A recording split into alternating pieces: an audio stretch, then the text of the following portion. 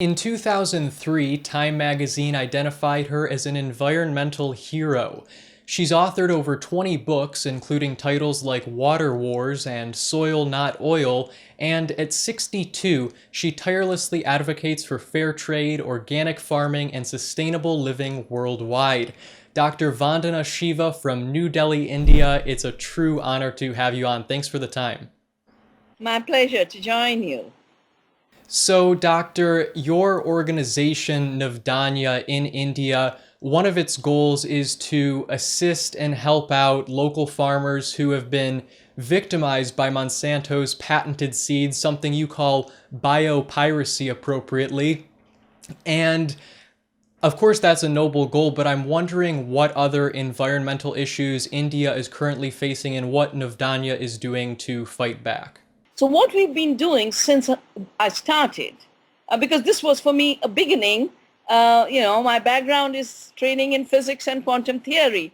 I had to learn agriculture from nature, from small peasants. And what we've done is created 120 community seed banks to reclaim seed and biodiversity as a commons. As you know, there are more and more climate disasters, super cyclones that bring salt water from the sea. We've saved salt-tolerant rices, and it is not true that you need genetic engineering for this. It's being done by farmers. The GMO lobby only pirates what farmers have evolved. We've had droughts, so we've saved drought-tolerant seeds. We've saved flood-tolerant seeds. We've saved nutritious seeds of forgotten foods, which are thousands of times more productive in giving iron or vitamin A than the so-called golden rice or the GMO banana. We also work with farmers to help them become free of chemicals and GMOs. So we train them in organic farming, agroecology, all the time. My team has just spent 10 days in the outskirts of Delhi, where farmers lost their crop because of untimely rain. But it's the farmers who said to us, you've got to close the cycle. What's the point of saving these seeds, growing this diversity, if no one eats it? It can't be a museum piece because farmers must make a living. So farmers forced us into developing with them fair trade systems. The issue is that it's the chemical companies that created disasters in the first round that are bringing us GMOs. But as you know, in the US, they also bring the toxicity to our democracy. Look at the Dark Act, denying Americans the right to know. If any technology exists only by crushing people's rights, it's not worth having in a society. Definitely, and that's actually something I wanted to segue into. As you know, as you just mentioned, just last week or the week before here in the US, the DARK Act, the Deny Americans Right to Know Act, was passed in the House, and if it goes through the Senate, it will effectively make it illegal to label genetically modified products. So despite the fact that 90-some% of Americans, when polled, want genetically modified foods to be labeled, in that respect, since our representatives aren't listening, do you think democracy is dead? And further than that, why should we as Americans or as citizens of the world have a right to know what's in our food? Well, I don't think democracy can ever die as long as the people have the will to keep it alive. To keep our freedoms alive, to keep democracy alive, we must start identifying the laws that have been put in place by corrupt corporations that undermine the laws of the earth, the laws of Gaia, and the laws of humanity. And we've got to stand up for those higher laws. First, by actually building alternatives, which is why I've saved seeds and built organic farming. That's a satyagraha.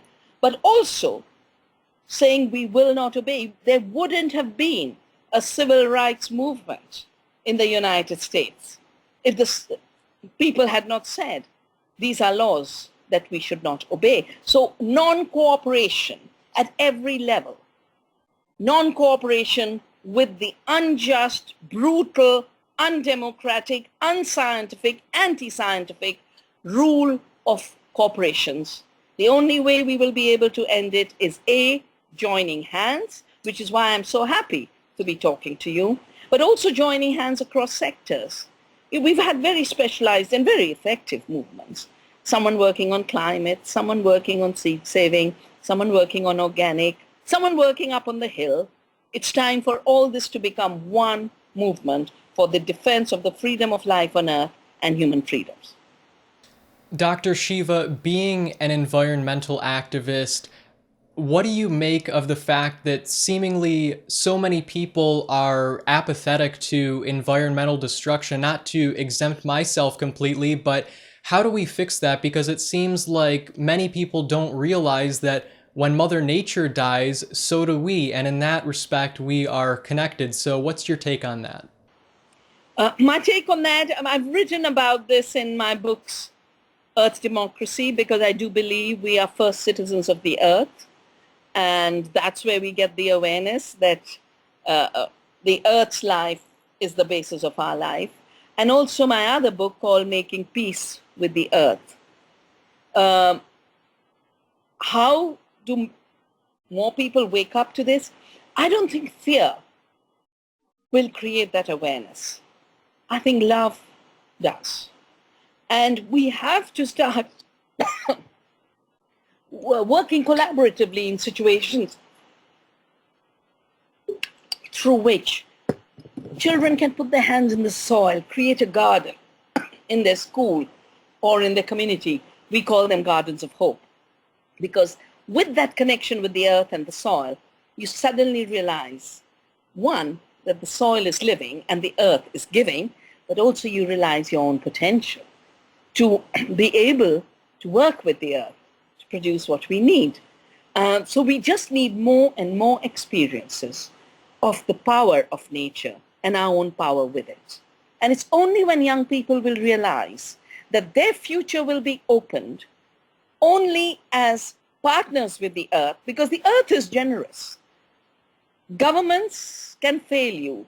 Corporations will lay you off with a pink slip or never hire you in the first place. It's when young people will realize that their economic insecurity and the ecological insecurity arising from the hurting of the earth is one issue. And we need to shift to create living economies and new economies, living democracies and new democracies, to live on a living earth and feel full human beings with a full potential. That's the connections that will unleash the creativity and power of younger people.